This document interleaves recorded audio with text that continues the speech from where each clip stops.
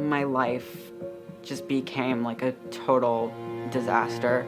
And then right after the surgery, I had been hit with these like awful feelings of having made like a huge mistake, like undeniable, just like, oh no, like what have I done? You know, I was like looking down at my body and seeing like this, like these like weeping gashes on my chest and just having like the most awful feeling. I was thinking about that and realizing like, I don't really feel better. It just finally hit me that like, oh my God, like this has all been a mistake. Oh, that was part of the trailer for the new documentary, The Detransition Diaries, Saving Our Sisters. It's a new film sharing the stories of young women who went through medical gender transition with cross-sex hormones and surgeries and came to regret it. Jennifer Lahl is the producer and writer for the documentary. Thank you so much, Jennifer, for coming on to National Report. Talk to us about this film. Why make this film? How important is this documentary, and maybe for certain folks to see it? Yeah, I spent 20 years working as a pediatric critical care nurse, so I have a deep interest in medical ethics. And I'm very concerned with what medicine and doctors are doing to our young people. And in this particular movie, we focused on women because in the United States, young women are overwhelmingly being captured into this ideology that they've been born in the wrong body, and that if they just take cross-sex hormones and have surgeries, they can become a man and all their problems will be solved. And these three women bought into that narrative only to find out that they'd made a terrible mistake and they have huge regret over what is done to their body and the long-term harm that's been done to their body. So that's deeply concerning to us. So you had three women that came forward. Were there more that came forward, and those are the three that you use? Is this story, does this go beyond those three? Oh, there are so many. I mean, there's actually a subreddit group of detransitioners. It's almost 40,000 members in that group right now. Their voices are being silenced, which is another reason why we wanted to make this film, because nobody wants to hear the stories that don't end with, you know, a happy narrative. But yeah, it's a growing number. There are countless. And we could have actually included men as well, because there's men or young boys that have regretted their decision to think that they can alter their bodies to become girls.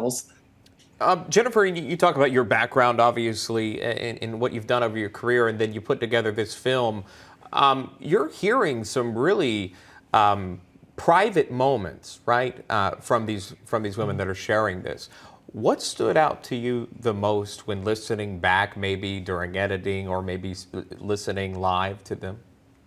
Yeah, well, one woman in particular is worried about her ability to have children because, you know, when women take high doses of testosterone for a long period of time, it can damage their fertility. And at the time, you know, she was a young girl, you know, as many young kids are, they're thinking about having children is far from their minds. So she worries that she won't be able to have children. And one other woman, her career is as a singer and a songwriter, and her voice, all three of the women, well, you know, if you just listen to the film, you know, their voices are much deeper.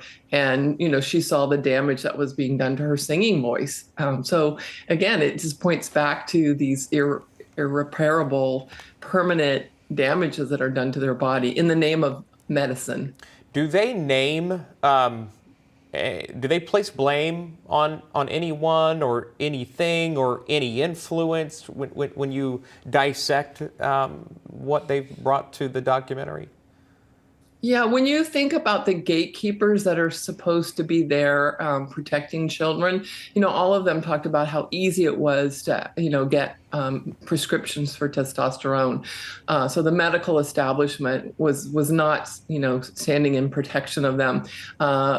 Teachers, you know, one young woman was struggling mightily in school, but all of a sudden when she announced she was transgender, she said, you know, teachers took an interest in her when they didn't before.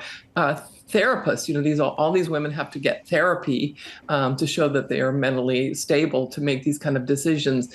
And one woman talks about how the therapist had no clue what was anything going on in transgender medicine, and basically told this young teenager, well, it sounds like you know what you want, you know, here's your permission slip. So all the gatekeepers that are supposed to be protecting children, you know, let them down. They don't come across as bitter and angry, though. So whether you want to say they blame them, but they just say, you know, they just speak the facts that these people didn't protect them. Talk to me about the documentary. We'll close with that. Where can people find out more about this documentary? Perhaps there are others that need to hear these stories. Yeah, well, we hope it will be watched widely. We released it on our Vimeo channel, so people can just go to Vimeo and search the Detransition Diaries, and they'll be able to find it right away. We've already sold it into 28 countries because even though this is happening in the United States, it's happening to young people all around the world as well. All right. Again, that is out there. You can view that documentary there as those open up about transitioning. Jennifer Lahl, thank you so much, Jennifer.